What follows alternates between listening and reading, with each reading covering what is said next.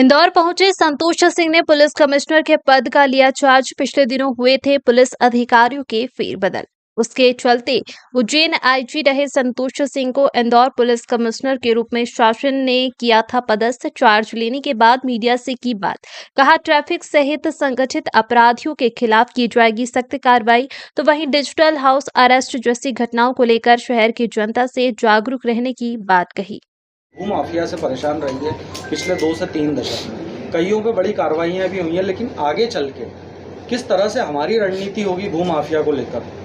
नहीं, जैसा मैंने कहा उस विषय को हम बार बार वापस ला रहे हैं कि अपराधी इसमें सभी प्रकार के अपराध शामिल हैं। और जैसा अभी आपने जिक्र किया, जैसे डिजिटल अरेस्ट हो गया या अन्य कोई भी अपराध, तो उनको चिन्हित किया जाकर उन पर कार्रवाई की जाएगी। पुलिस का मेजर जो वर्क है यही होता है कि अपराधों की रोकथाम, अपराधों की विवेचना, अपराधियों पर कार्रवाई, यातायात व्यवस्था सुदृढ़ रहे, बेहतर से बेहतर उपलब्ध कराएं। जो सीमित कई बार परिस्थितियां बन जाती हैं, अब कहीं कोई निर्माण कार्य हो रहा है, कोई विकास का शहर के उसमें अगर कोई कार्य हो रहा है तो नेचुरली उसमें थोड़ा जो है असुविधा कई बार रहती है। तो हम ये प्रयास करेंगे कि हम वहाँ पे डाइवर्सन दें, जैसा आपने कहा था कि लोगों को कोई वहाँ बाधा, थोड़ा बहुत डाइवर्सन से उसको सही उस प्रकार से किया जाए।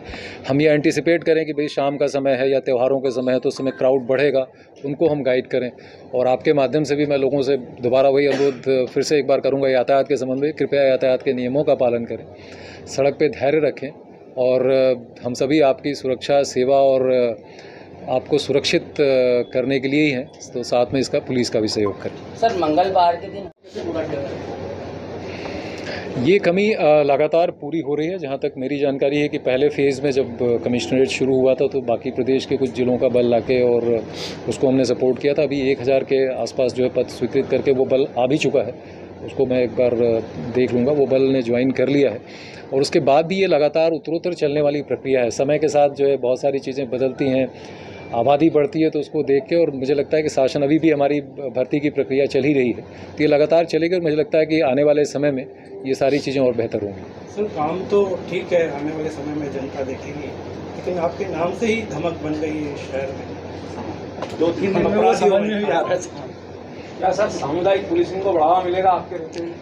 बिल्कुल मिलेगा। इनफैक्ट जो ट्रैफिक की बात मैं कर रहा था, मैं अपने अधिकारियों से एक बार चर्चा करके अभी हम कैसे उस दिशा में कार्य कर रहे हैं कि पुलिस मित्र योजनाएं होती हैं, ट्रैफिक वार्डन होते हैं। कई बार हम थोड़ा सा इनकरेज करते हैं तो जनता के लोग बहुत अच्छी भागीदारी देते हैं। इस शहर की जो भागीदारी की तासीर है, जो लोग बढ़ चढ़ के जो है सहयोग करते हैं, तो हम नेचुरली इसमें चाहेंगे कि जैसे मैंने रिक्वेस्ट किया कि दिवाली आ रही है और उस समय बहुत सारा जो है वो ट्रैफिक और यातायात बढ़ेगा, तो उस समय हम कोशिश करेंगे कि संबंधित क्षेत्रों में वहाँ के जो हमारे ट्रैफिक मित्र हैं या जो पुलिस मित्र हैं, ये ट्रैफिक वार्डन्स हैं, उनको वहाँ ले जाकर हम अपनी फोर्स ऑगमेंटेशन जिसको कहते हैं, अपनी फोर्स की और संख्या बढ़ा के और उनकी उपस्थिति बढ़ा के लोगों को डाइवर्जन इत्यादि के उसमें सहयोग लें।